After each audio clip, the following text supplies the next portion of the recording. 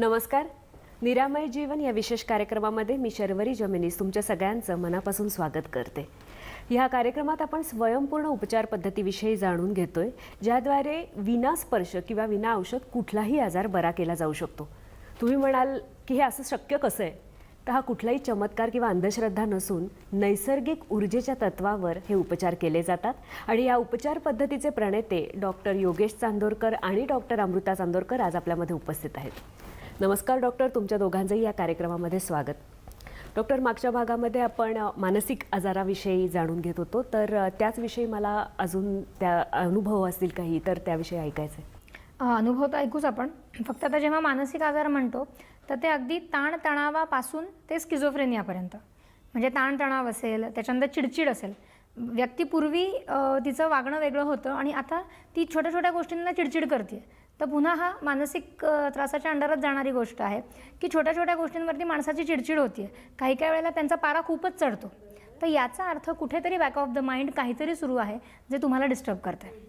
कारण पुढे जाऊन त्याचे परिणाम हे तुमच्या मेंदूवरती आणि तुमच्या इतर ऑर्गन्सवरती देखील होत असतात. त्याच्यामुळे अशाच वेळेला तुम्ही जागं झालं पाहिजे आणि लगेच ट्रीटमेंटला सुरुवात केली पाहिजे.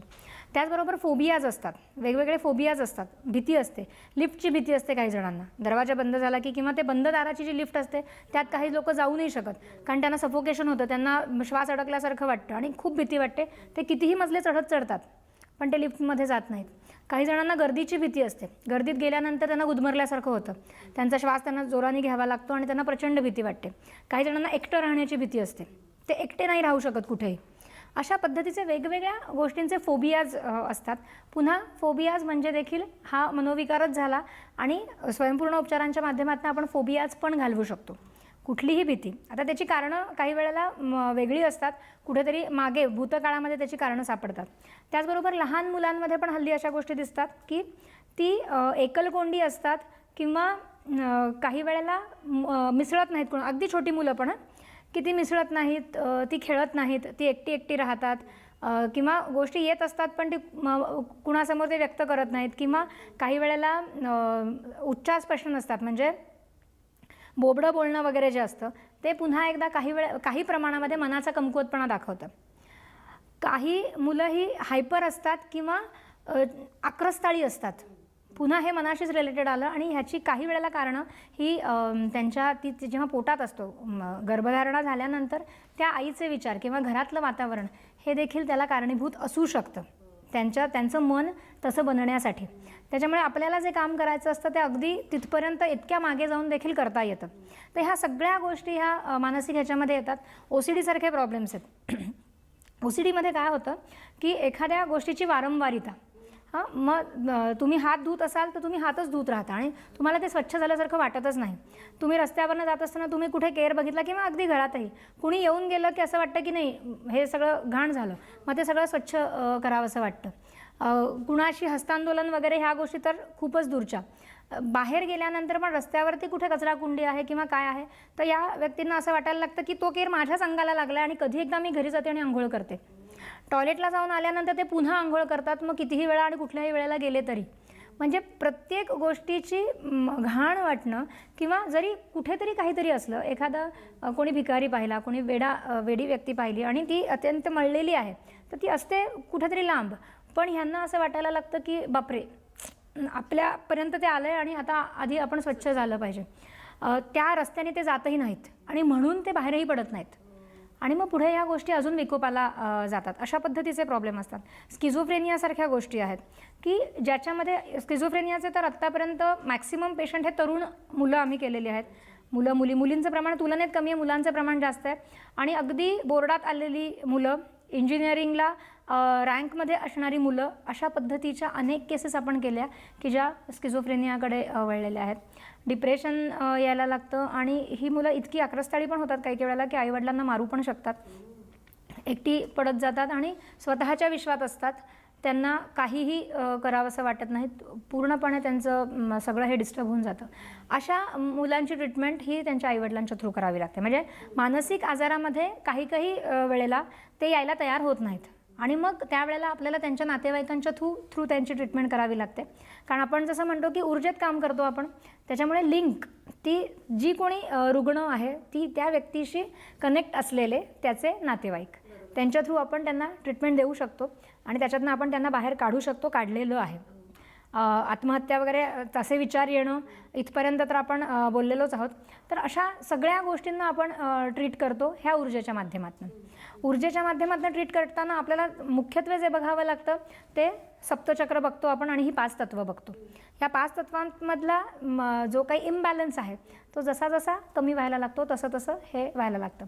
अजून एक मला आठवलं की हल्ली अशाही केसेस येतात, निद्रानाश म्हणायचं का काय हे कळत नाही मला, त्या अशा व्यक्तींना ते झोपतात पण त्यांची झोप साऊंड स्लीप नसते, त्यांना स्वप्न सुरू असतात.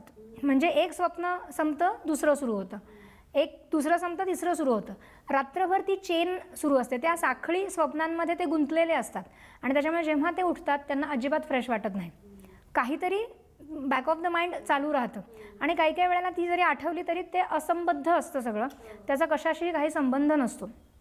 अशा पद्धतीच्या केसेस देखील आपण बऱ्या करू शकतो. त्याच्यामुळे हे इतकं काही मानसिक याच्या अंडर जाऊ शकतं जे आपल्याला करावं लागतं. आता फिजिकल प्रॉब्लेम आणि मानसिक प्रॉब्लेम असे पण कनेक्शन्स आहेत. म्हणजे जसं मी मागे म्हटलं होतं की इन्फर्टिलिटीसारख्या गोष्टी जेव्हा असतात तेव्हा व्यक्ती स्वतःला दोषी समजते आणि कुठेतरी ते न्यूनगंड म्हणू किंवा त्या गोष्टी स्वतःला डिस्टर्ब करतात, मग ते इतरांपासून स्वतःला कट करतात आणि मग ते एकटे पडत जातात. कुठे परीक्षेमध्ये किंवा इंटरव्ह्यूमध्ये आलेलं अपयश खचवतं, काही प्रॉब्लेम झाले आणि चेहरा बिघडला किंवा काही अशा पद्धतीचं जाड झालो आपण किंवा काही वेळेला टक्कल पडलं, तर ही कारणं असतात डिप्रेशनला. तर ह्या कारणांवरती आपल्याला काम करावं लागतं. तेही आपण करू शकतो, म्हणजे शारीरिक व्याधी पण घालवू शकतो आणि मानसिक त्रास तर आपण काढूच शकतो स्वयंपूर्ण उपचारांनी. याविषयी आम्हाला अजूनही जाणून घ्यायचं आहे डॉक्टर, पण वेळ झाली छोट्याशा ब्रेकची. कुठेही जाऊ नका, बघत राहा निरामय जीवन या कार्यक्रमामध्ये तुमच्या सगळ्यांचं पुन्हा एकदा स्वागत. ब्रेकवर जाण्यापूर्वी आपण मानसिक आजारांविषयी जाणून घेत होतो. डॉक्टर, तुम्ही आत्ता सांगत होता की मानसिक आजारामध्ये खूप वेळा असं होतं की स्वप्न पडत राहतात आणि झोप लागत नाही असं म्हणतात, निद्रानाश किंवा अशा पद्धतीचं. तर अशा काही तुमच्याकडे केसेस आलेल्या आहेत? हो, अशाही केसेस आपल्याकडे आलेल्या आहेत आणि समहाव त्यांचा अनुभव पण आहे आपल्याकडे. शीतल जोशी म्हणून आपल्या दादरच्या एक पेशंट आहेत, रादर त्यांची सगळीच फॅमिली आपल्याकडे येते. सासूबाई बऱ्या झाल्या, त्याच्यामुळे त्यांना असं वाटलं की हा पण प्रॉब्लेम आपण विचारून बघू, कारण ह्याला प्रॉब्लेम म्हणायचं का नाही हेच कळत नाही. आणि मग त्या आल्या की अशा पद्धतीचा प्रॉब्लेम आहे, तो होऊ शकतो का तुमच्याकडे? तर आपण म्हटलो की येस, काहीही असलं तरी ते आमच्याकडे होऊ शकतं. आणि मग ट्रीटमेंट सुरू केली आणि त्या सगळ्या शृंखलेतून त्या बाहेर पडल्या. त्यांनी ते शेअर केले आपल्याबरोबर. नमस्कार, माझे नाव शीतल श्याम जोशी. मला रात्री झोप लागायची नाही, वाईट स्वप्न पडायची. त्यामुळे या आजारामुळे खूप दिवस, 1-2 वर्ष त्रस्त होते. डॉक्टरांचे इलाज झाले, सगळ्यांचे इलाज सगळं करून झालं, पण मला कशाचाच फरक पडत नव्हता. मला रात्री त्रास हा व्हायचाच. मग मला माझ्या मिस्टरांचे मित्र प्रशांत कुलकर्णी यांनी निरामयचा पत्ता दिला आणि अमृता मॅडमला भेटा म्हणून सांगितलं. मग आम्ही त्यांच्याकडे अमृता मॅडमकडे गेलो. मग त्यांनी आम्हाला त्यांची ट्रीटमेंट आम्ही सुरू केली. त्यांची ट्रीटमेंट सुरू झाल्यापासून मला 1 महिन्यातच पूर्ण बरं वाटलं. आता मला शांत झोप येते आणि कसलाही स्वप्नांचा त्रास होत नाही आहे. आणि आम्हाला आता काहीही वाटलं आमच्या घरातलं कोणालाही की आजार झाला थोडा, तर आम्ही डॉक्टरकडे न जाता त्यांचीच ट्रीटमेंट घेतो आणि ते आम्हाला अर्ध्या रात्रीसुद्धा ट्रीटमेंट देतात. तर मला निरामयवाल्यांनी जी ट्रीटमेंट दिली आणि डॉक्टर अमृता मॅडम व डॉक्टर योगेश यांचे मी खूप आभारी आहे.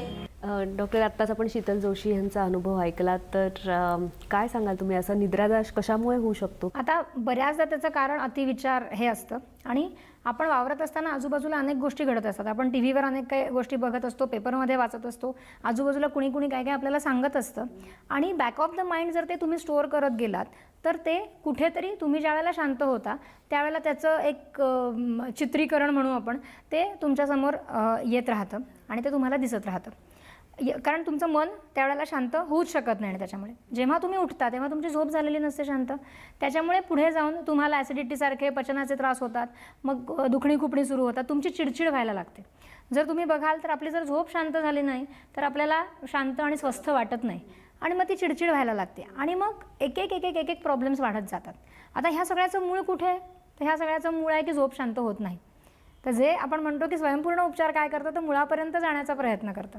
त्याच्यामुळे आल्या त्यावेळेला एकाबरोबर अनेक गोष्टी त्या घेऊन आलेल्या होत्या, पण ट्रीटमेंट जशी सुरू झाली तशी तशी बाकीच्या गोष्टी तर कमी होत गेल्याच, पण त्यांची झोप शांत व्हायला लागली. हळूहळू जे पूर्ण रात्रभर ते सुरू होतं ते कमी कमी होत गेलं आणि ते शून्यपर्यंत आलं, की आता पूर्ण आणि शांत झोप होते, उठल्यानंतर फ्रेश वाटतं. आणि इथपर्यंत ते आल्यानंतर शरीर बाकीचं सगळं करतंच ना. जर झोप शांत होते तर तुमची इतर गोष्टींची म्हणजे रात्री झोपेत तुम्ही जे जे काही रिकवर करता ती रिकव्हरी सुरू होते आणि त्याच्यामुळे इतर प्रॉब्लेम्स कमी होत जातात. तर हे साधारण महिन्याभराच्या कालावधीमध्ये हे शक्य झालं, कारण त्या कन्सिस्टंटली आणि व्यवस्थित ट्रीटमेंट घेत होत्या. हे खूप महत्त्वाचं, हे प्रत्येकाला म्हणण्याचं कारण तेच गरजेचं असतं. आपण आपल्याकडनं प्रत्येकाला 100% देतो, पण ते तुमचं शरीर किती घेतं याच्यावरती रिझल्ट अवलंबून असतात. आणि ते जर सांगितलं की बाबा दिवसातनं 2दा घ्यायचं आणि तुम्ही जर एकदा घेत असाल तर शरीराला ऑलरेडी तुम्ही कमी देताय. ते त्रासामध्ये आहे आणि त्याला त्रासातनं बाहेर काढण्यासाठी जी मदत हवी आहे ती जर तुम्ही त्याला कमी दिली तर ते त्रासातनं बाहेर पडणार कसं? मग काय होतं, मग तुमचा जो त्रास आहे तो ज्या गतीने वाढत चालला आहे ती गती फक्त कमी होऊ शकते, पण त्रास रिव्हर्स होईल की नाही हे सांगता येत नाही. कारण जे काही त्रास आहेत ते काढण्यासाठी जी दूषित ऊर्जा आहे ती आपण काढतोय, पण रोज तुम्ही जे काही तुमचं चलनवलन आहे त्याच्यातनं साठवताय, पण जेवढी साठवताय त्याच्यापेक्षा जास्त काढली गेली तरच तुम्ही बाहेर पडू शकता. आणि म्हणून आपण हे वारंवार सांगतो की जेवढी ट्रीटमेंट सांगितली तेवढी घ्या. काही जण म्हणतात की नाही तुम्ही 3 सांगितलीत पण आम्ही 2 घेतोय ना, मग काहीतरी तर फरक पडला पाहिजे ना, म्हणजे काहीतरी ट्रीटमेंट आम्ही घेतो तर काहीतरी फरक पडलाच पाहिजे. तर ते असं होत नाही. जेव्हा 3 सांगितली आहे त्यावेळेला ऑलरेडी एखादी गोष्ट मला फोडायची तर सुरुवातीला मला त्याच्यावरती खूप सारे घाव घालावे लागणार आहेत. जेव्हा पहिला क्रॅक जाईल त्याच्यानंतर त्या गोष्टी फुटत जातील, पण पहिल्यापासून मी नाजूकपणे जर घाव घातले तर ती कधी फुटणार आणि कधी त्यातनं आपण बाहेर पडणार? तर जी काही पहिली 50% रिकव्हरी जी आहे ती तुलनेत स्लो होते, पण पुढची 50% रिकव्हरी ही फास्ट होते, कारण काम सगळ्यात जास्त सुरुवातीलाच करायचं आहे. त्याच्यामुळे सगळ्यांना सांगणं आहे माझं की जी काही ट्रीटमेंट तुम्हाला सांगितली गेली ती व्यवस्थित घ्या, रिझल्ट हे निश्चितपणे मिळतात. आपण पहिल्यापासूनच हे बोलत आलो की संयम आणि सातत्य असेल या ट्रीटमेंटमध्ये तर नक्कीच त्याच्यात 100% रिझल्ट आहे. अजून कधी कधी असं होतं की घरातल्या गोष्टींचं किंवा कधी कधी एक शॉक असतो की अचानक कुठली तरी बातमी येते आणि मानसिक तयारी आपली त्याच्यासाठी झालेली नसते आणि तो शॉक आपण घेऊ शकत नाही, तर अशाने पण कधी कधी तो मानसिक आजार कायमचा पण जडू शकतो. तर अशाविषयी काय सांगाल? ॲक्च्युली कायमचा जडू शकतो म्हणण्यापेक्षा तुम्ही जे म्हणताय तो मानसिक शॉक काय करतो, तर तुम्हाला तुमचं मन किंवा तुमची जी काही दिनचर्या आहे ती तुमच्या मनावरतीच 100% अवलंबून आहे आणि त्या मनाच्या काही बेसिक गोष्टी ठरलेल्या असतात, त्याच्याप्रमाणे आपण ते रुटीन लावलेलं असतं. ते रुटीन, ते ठरलेलं जे काही आहे तो आघात काय करतो ते सगळं विस्कळीत करून टाकतो आणि ते परत जागेवर येण्यासाठी परत मन शांत होण्याची गरज असते. मी घरात शिरलो आणि समजा खूप जोराचं वारं आलं आणि सगळं घर माझं अस्ताव्यस्त झालं आणि ते वारं सतत चालूच राहिलं तर मला घर माझं लावताच येणार नाही. त्याच्यासाठी ते वारं शांत झालं पाहिजे किंवा मला काहीतरी करून ते वारं शांत करता आलं पाहिजे. समजा माझ्या खिडक्या उघड्या असतील तर त्या खिडक्या लावून घर आधी शांत झालं पाहिजे आणि मग मी जे काही जागेवरती आहे ते ठेवू शकतो. अशाच पद्धतीने जेव्हा तो शॉक बसतो तेव्हा सगळं विस्कळीत होऊन जातं आणि ते जर मन माझं त्याच्यानंतर शांत झालंच नाही तर ते मी जागेवर ठेवूच शकत नाही. त्याच्यामुळे जर एखादा आघात बसला, अशाही खूप केसेस केल्यात आपण की खूप मोठा धक्का बसला आणि त्याच्यानंतर ती व्यक्ती खूप काळ, कित्येक वर्ष म्हणजे माणसात नसल्यासारखीच वागत होती आणि ट्रीटमेंट सुरू झाली आणि हळूहळू त्यांच्या गोष्टी परत जागेवरती यायला लागल्या. जसं सर म्हणाले तसं की तो आघात काय करतो तर तुमच्या ह्या चक्रांवरती त्याचा जो परिणाम होतो त्याच्यामध्ये ॲक्च्युली पदर असतात बरेचसे, तर त्यातले काही पदर हे पूर्णपणे फाटून जातात आणि त्याच्यामुळे सगळ्या गोष्टी ह्या मुळापासून हलतात. तर ते पदर जसे जसे जागेवर येतात तसं तशी ती व्यक्ती पुन्हा पूर्ववत व्हायला निश्चितपणे मदत होते. याविषयी अजूनही जाणून घ्यायचे, पण वेळ झाली छोट्याशा ब्रेकची. कुठेही जाऊ नका, बघत राहा निरामय जीवन. तर त्याविषयी काय सांगाल? ॲक्च्युली कसं आहे, मानसिक आजारामध्ये जे काही औषधोपचार केले जातात ते तुम्हाला ॲक्च्युली शिथिल करण्यासाठीच केले जातात. माझं मन ओव्हर ॲक्टिव्ह आहे म्हणून मला तो त्रास होतो आहे असं ॲलोपॅथीचं मत आहे. त्याच्यामुळे ते थोडंसं त्याची ॲक्टिव्हिटी कमी व्हावी यासाठी त्याची मदत केली जाते. त्याच्यामुळे तो माणूस फार इरॅटिक होत नाही, उलटं तो शांत होत जातो आणि तो शांत होणं म्हणजेच तो नॉर्मल होणं असं थोडंसं मत असू शकतं. तर पण हे सगळं करण्यासाठी जेव्हा ते औषध येतं शरीरामध्ये तेव्हा खूप मोठ्या प्रमाणावरती त्याचे दुष्परिणाम पण होतात. हार्मोनल इम्बॅलन्स होऊ शकतो स्त्रियांमध्ये, किंवा जाडी वाढते, भूक जास्त लागते, झोप जास्त येते, शिथिलता येते, तो माणूस ॲक्टिव्ह असलेला माणूस इनॅक्टिव्ह व्हायला लागतो, जागेवर बसून राहतो. अशा पद्धतीच्या अनेक तक्रारी त्याच्या सुरू होऊ शकतात या गोळ्यांच्या दुष्परिणामामुळे. पण जेव्हा आपली ट्रीटमेंट सुरू होते तेव्हा तो ह्या सगळ्यातनं पण बाहेर पडू शकतो. किंवा काही काही वेळेला त्याच्यामुळे कांतीवरती, त्वचेवरती देखील परिणाम होतो आणि स्किनचा कलर बदलायला लागतो, म्हणजे काळवंडायला लागते ती व्यक्ती. तर ह्या सगळ्या गोष्टी आपण बऱ्या करू शकतो. म्हणजे आपण वारंवार म्हणतो की फक्त आजार नव्हे तर औषधांचे दुष्परिणाम देखील आपण घालवू शकतो, कारण पुन्हा एकदा ते दुष्परिणाम हे पंचतत्वांमध्येच दोष निर्माण करतात आणि ते दुष्परिणाम देखील आपण ह्या पंचतत्वातनं घालवू शकतो. मुंबईच्या एक पेशंट आहेत आपल्या, ज्या की मानसिक त्रास आणि त्याच्याशी रिलेटेड सगळ्या गोष्टी घेऊन आलेल्या, पण त्याचबरोबर जवळजवळ 15-20 वर्ष औषधोपचार सुरू असल्यामुळे त्यांच्या त्वचेवरती खूप त्याचा विपरीत परिणाम झालेला, इतरही बऱ्याच गोष्टी होत्या. तर ह्या सगळ्या गोष्टी त्यांच्या बऱ्या झाल्या, म्हणजे त्यांची स्किन पण आता सुधारायला लागली. तर ह्या सगळ्या गोष्टी अशा घडू शकतात आणि त्यांनी हे त्यांच्या अनुभवामध्ये स्पेसिफिकली मेन्शन केलं आहे. तर आपण ते दाखवू प्रेक्षकांना. माझं नाव विजया वामन वारके. मी खूप आजारांनी त्रस्त झालेली होती. एक आजार नाही, बरेच आजार होती. मानसिक आजार होता, गुडघेदुखी होती. मला 6 महिन्यापूर्वी हे झालं होतं, ब्लडिंग व्हायचं. तर वाटलं का वय झालं, पायी जात असेल म्हणून कदाचित हे होत असेल. बरीच दिवस गेली, काही फरकच पडायचं नाही, खूप जळायचं. मानसिक आजाराचं तर मी 15-20 वर्षापासून गोळी घेत आहे. एक दिवस जरी गोळी घेतली नाही तर मला इतका त्रास व्हायचा, हातपाय गळून जायचे, शक्तीच खलास व्हायची. आणि एक दिवस जरी आदल्या दिवशी रात्री गोळी जरी नाही घेतली मी तर उद्या मी उभं राहू शकत नाही आणि एवढं मी कसं करेल. पण एक दिवशी हे मला असं बोलले की मी असं यूट्यूबमध्ये पाहिलं, तर मला असं वाटतं आपण इथे जाऊन बघूया का तुझ्यासाठी, चल. आणि एक दिवशी हे मला इथे निरामयच्या इथे घेऊन आले आणि मला 1 महिन्यातच एवढा फरक पडला. म्हणजे ज्या दिवशी मी शक्ती घेतली पहिल्याच दिवशी, त्याच दिवशी मी मॅडमला बोलली, मॅडम मला खूप फरक पडला, मला खूप बरं वाटलं. आणि 1 महिन्यानंतर तर मला अजून फरक पडला आणि 2च महिने झाले. 2 महिन्यात माझं इन्फेक्शनही गेलं, माझा मानसिक आजारही गेला. मला आज अजिबात गोळीची गरज राहिलेली नाही आहे. गुडघे हे व्हायचे, जड व्हायचे, पण आता मी इतकी मी तरुण महसूस करायला लागली आहे की मी चालू शकते, मी धावू शकते. मला असं वाटत नाही आहे की माझं वय झालेलं आहे.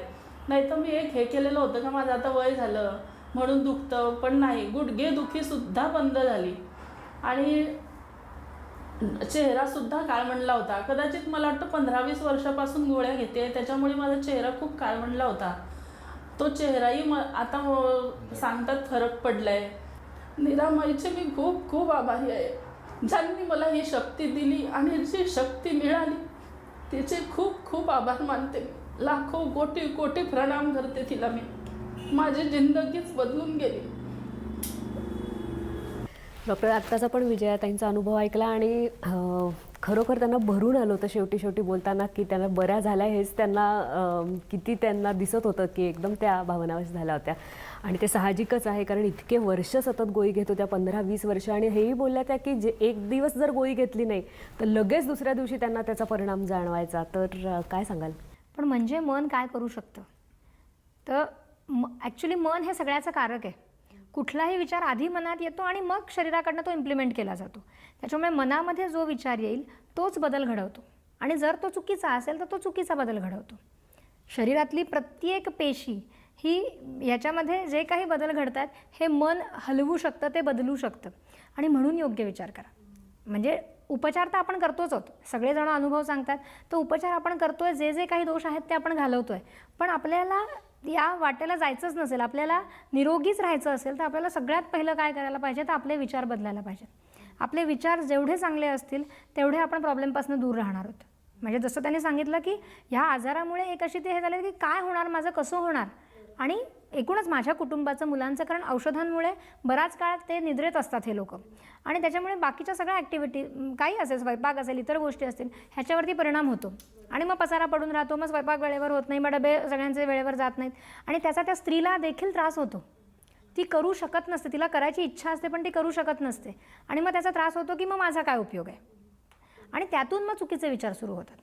काही वेळेला ऑफिसमधला स्ट्रेस असतो तो सतत ऑफिसचा विचार. म्हणजे आम्ही बऱ्याचदा पेशंटना सांगतो की कप्पे करा, ऑफिसमधनं बाहेर पडल्यानंतर तो कप्पा बंद झाला पाहिजे, मग तुम्ही आता घराकडे निघालात तर मग घराचा विचार सुरू करा. पण तोच विचार जर तुम्ही घरचा ऑफिसमध्ये आणि ऑफिसचा जर घरी तुम्ही कॅरी केलात तर तुम्ही त्या सगळ्या चक्रव्यूहामध्ये अडकून जाता आणि त्याच्यातनं खूप सारे दोष निर्माण होऊ शकतात. तर हे जरी सगळ्यांनी केलं तरी ते कितीतरी दोषांपासून लांब राहतील आणि निरामय आहेच. नाही, बरोबरच आहे. खरोखरच मानसिक आजार ही तशी मोठी समस्या आहे आणि त्याविषयी अजूनही आम्हाला जाणून घ्यायला आवडेल. पण आज इथेच थांबायला लागतंय. तुम्ही दोघंजण इथे आलात आणि आम्हाला बहुमोल असं मार्गदर्शन केलं, त्याबद्दल मी तुमच्या दोघांची मनापासून आभारी आहे. आपण मानसिक आजाराविषयी जाणून घेतोय, पण मानसिक आजार असू दे किंवा शारीरिक आजार असू दे, तुमच्या मनामध्ये कुठलीही शंका असेल तर आम्ही खाली नंबर दिलेले आहेत, त्याच्यावर तुम्ही फोन करा. तुमच्या शंकेचं नक्की निरसन होईल. पुन्हा भेटूया पुढच्या भागामध्ये. बघत रहा निरामय जीवन.